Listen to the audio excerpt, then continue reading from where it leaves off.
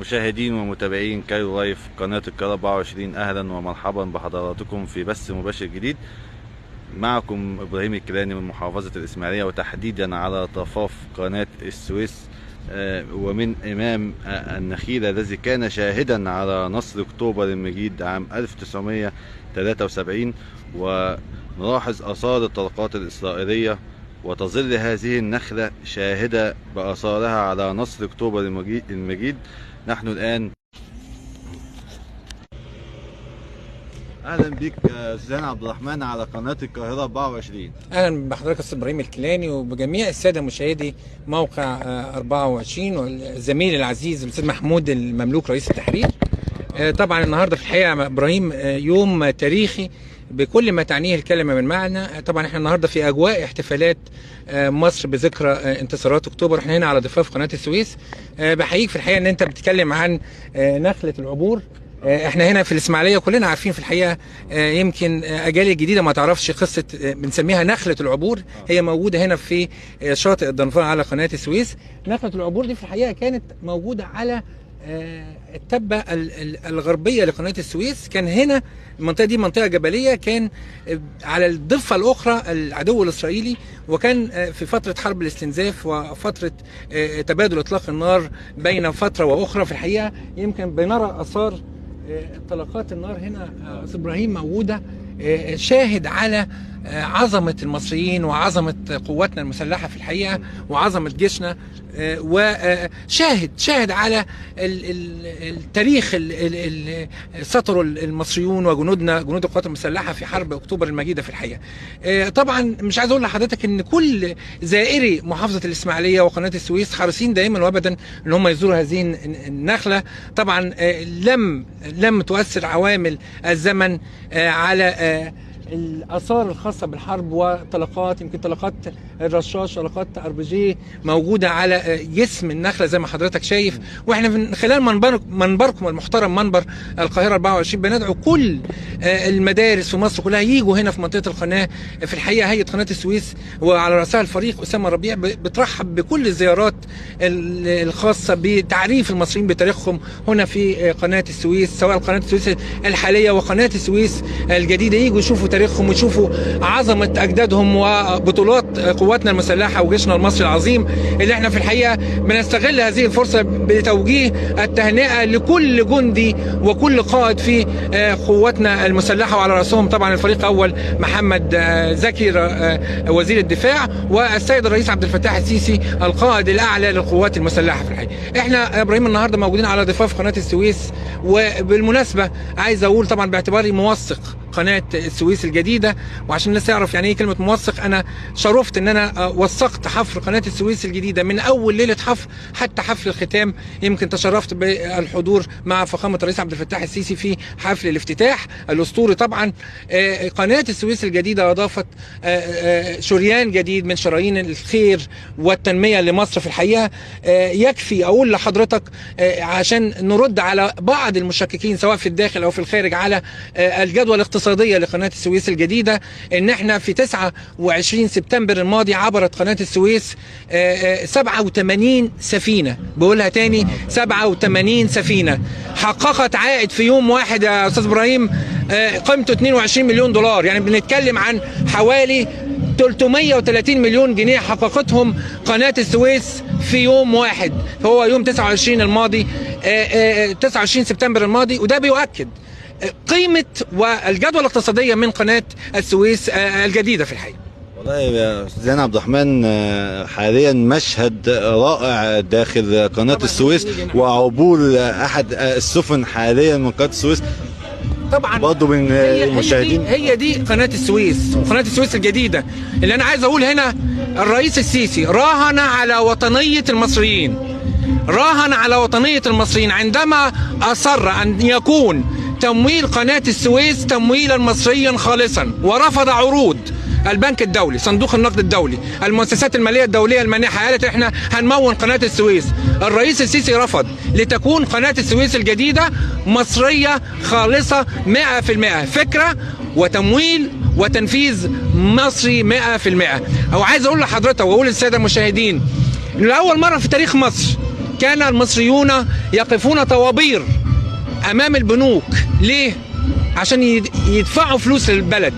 كنا متعودين في عقود ماضية الناس تقف طوابير عشان جمعية، عشان بوتاجاز. في عهود سابقة في عهد الرئيس عبد الفتاح السيسي لم نشهد في تاريخ مصر أن يقف المصريون طوابير عشان يدفعوا فلوس من جيبهم يمولوا هذه القناة اللي حضراتكم شايفينها دلوقتي. طبعا قناة السويس الحالية هي القناة الأم، قناة السويس على بعد أمتار قناة السويس الجديدة. نجح رهان الرئيس السيسي في على المصريين وعلى وطنية المصريين.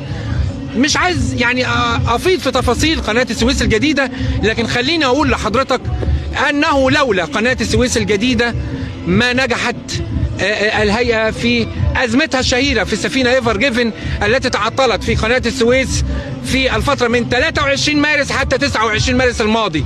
ونجح أبناء هيئة قناة السويس في هذا التحدي وسحب السفينة لمنطقة البحيرات، وفي نفس الوقت نجحنا في إيجاد بديل آخر لحركة العبور في قناة السويس الجديدة. وعدى في اليوم الواحد 100 سفينة. كان عندنا 422 سفينة في قناة السويس منتظرة، كان بتعدي يوميا 100 سفينة.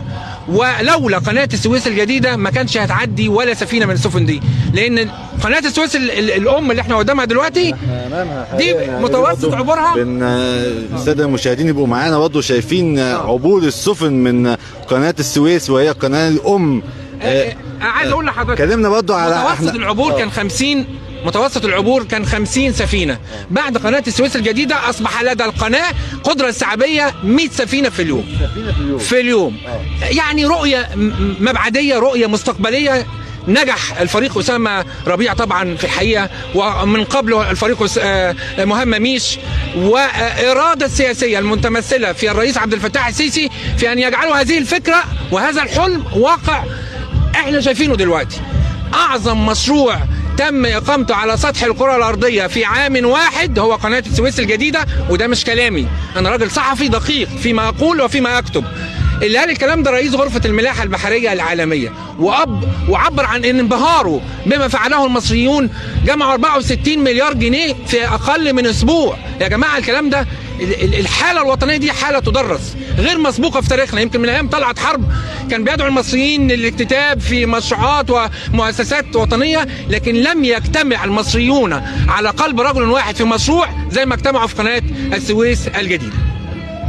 اتكلمنا احنا طبعا في احتفالية وذكرى نصر اكتوبر، ونحن الان امام خط بريف على بعد امتار. طبعا كلمنا يعني بيه على بص طبعا عبر ووصف دائما وابدا يا ابراهيم.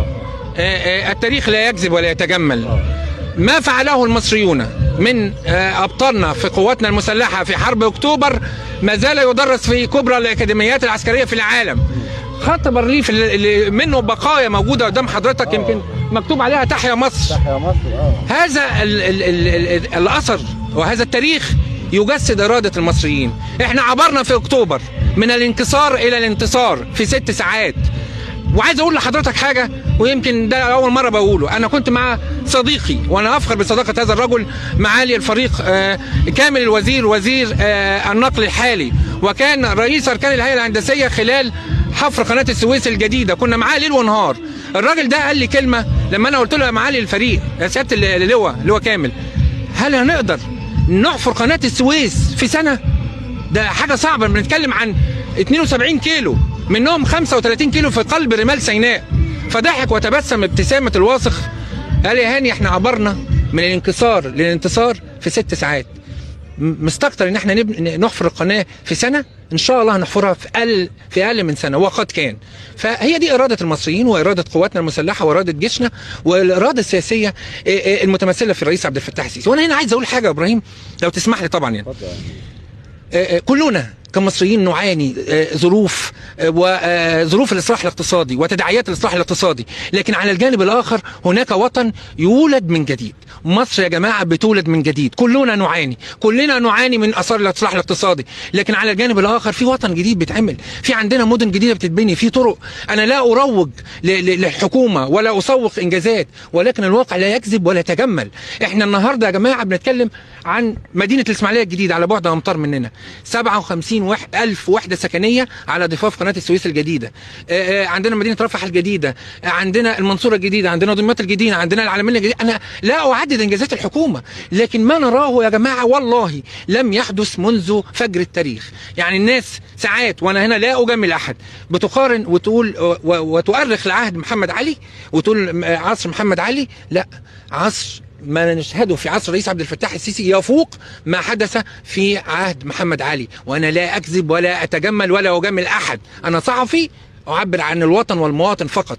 ولكن هناك معاناه يجب ان ندرك جميعا اننا ندفع ثمن اصلاح اقتصادي. والرئيس قال كده بالمناسبه في احد المؤتمرات الرئاسيه اللي انا حضرت معاه فيها، قال هتتعبوا معايا يا مصريين، بنتعب وبنعاني وبنئن، ولكن على الجانب الاخر هناك وطن يبنى من جديد. مصر جايه يا ابراهيم، وده اللي احنا بنقول للناس. يمكن قالها لي برضو الفريق كامل الوزير، قال عارف يا هاني بلدنا دي هتبقى قد الدنيا زي ما الرئيس بيقول. امتى؟ قلت له امتى؟ قال لي لما نحب كلنا مصر زي ما بنحب نفسنا ونحب ناسنا ونحب اسرتنا. في اللحظه دي مصر دي هتبقى قد الدنيا. واعتقد كلنا بنحب هذا الوطن وكلنا بنعمل ليلا ونهارا رغم الظروف الاقتصاديه اللي احنا بنعيشها. زميلي هاني عبد الرحمن، موثق يا فندم، موثق قناه السويس الجديده. طب كلمنا، احنا هنا من امام طبعا ذكرى جميله لكل المصريين، وهي النخله دلوقتي والاثار اللي شاهده حتى الان لذكرى. انا بدعو اهو وضح اثار ضرب النار في حرب الاستنزاف وفي حرب اكتوبر. كان يا جماعه الحرب شغاله 24 ساعه ليل ونهار. اهو ادي الاثار اهي. انا بدعو كل المصريين يجي يشوفوا تاريخ اجدادهم وعظمه اجدادهم وتضحيات اجدادهم هنا على ضفاف قناه السويس. هي دي مصر، وهي دي عظمه المصريين، وهي دي عظمه قواتنا المسلحه يا ابراهيم. اشكرك استاذ هاني عبد الرحمن. اشكرك، وكل سنه وانتم طيبين، وتحيه لمشاهدي الاستاذ محمود مملوك رئيس تحرير موقع 24. اشكرك يا استاذ عبد الرحمن. اذا المشاهدين ومتابعين كايرو لايف قناه القاهره 24، كنا مع حضراتكم من امام النخل الذي كان شاهدا على نصر اكتوبر المجيد عام 1973. وزي ما حضراتكم شايفين نلاحظ اثار الطلقات الاسرائيليه، وتظل هذه النخله شاهدا باثارها على نصر اكتوبر المجيد. شكرا لحضراتكم على المتابعة. كان معكم من محافظة الإسماعيلية إبراهيم الكيلاني، والسلام عليكم ورحمة الله وبركاته.